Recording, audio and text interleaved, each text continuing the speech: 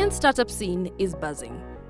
From transport, beauty, agriculture, healthcare, and education to technology, startups are booming and gaining the attention of investors looking to inject capital into innovative projects. But much as they are thriving, it's difficult to turn them into successful startups that can be scaled up.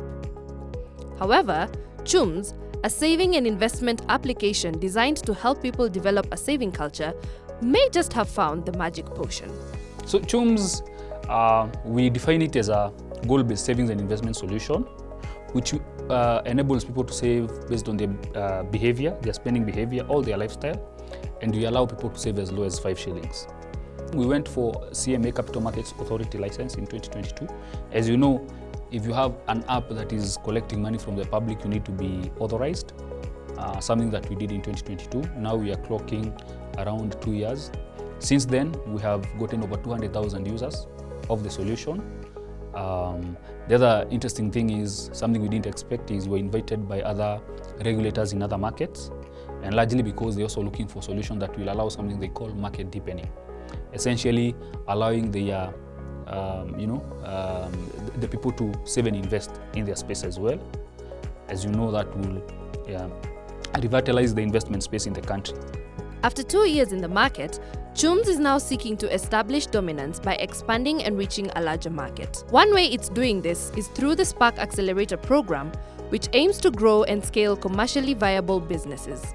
So the reason why we joined Spark Accelerator is because, again, Safaricom being the biggest telco in the space, it gives us an avenue for distribution, but also looking into forming or learning from the people in the space, both in terms of marketing, building solutions, all the way to things like understanding how do you scale a company in the fintech space. The other bit is on, with the Spark Fund, is also the funding element, which is very crucial for growing startups, so that we're able to scale in the other markets. So we learned about it, we applied, and we were lucky enough to be among the people who were shortlisted to join the Spark Fund. Yes, and the learning has been immense, and I would say we have seen growth in terms of understanding how to approach the market, the networks we have had in the space, and we're also eager to expand into other markets through the Spark Fund. Startups in the late seed to early growth stage who fit these criteria are encouraged to apply. In identifying and selecting startups for the fund, the first thing we did was to develop a criteria. So is the business model working? Is it scalable? Are they leveraging technology? Do they have a diverse team? Do they have a robust Kenyan presence with paying customers? They also get a range of benefits from business development support, networking and events, peer-to-peer learning, access to market, and funding from Safaricom and other lending venture capital funds.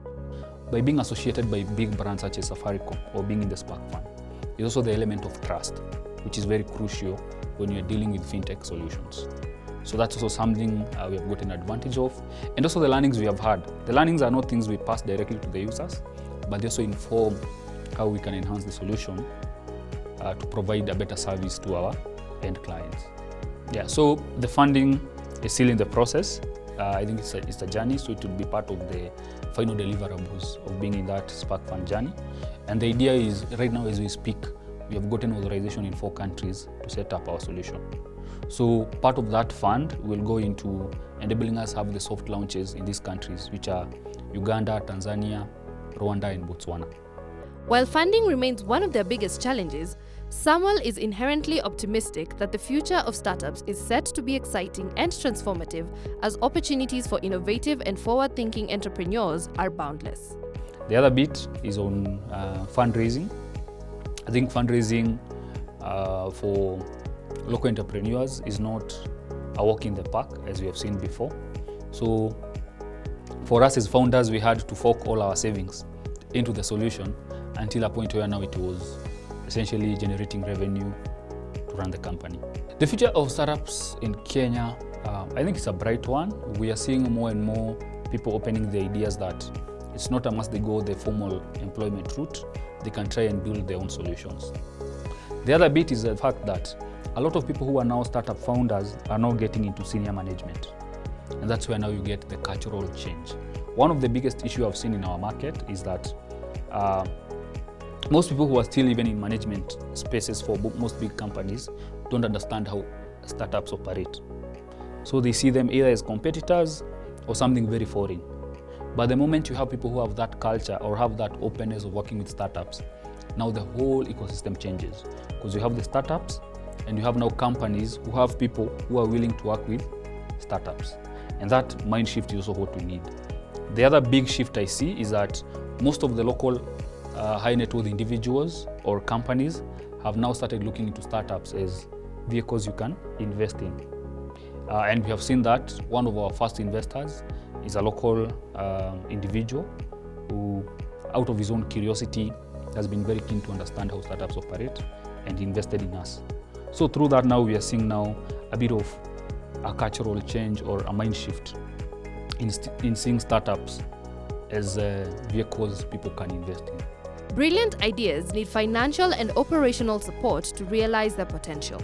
To ensure they achieve long-term growth, the Safaricom Spark Accelerator program aims to invest in more startups and be part of their journey as they scale and grow their businesses. We will expand what we're doing on Spark Fund, so we want to invest in more companies in the course of the year.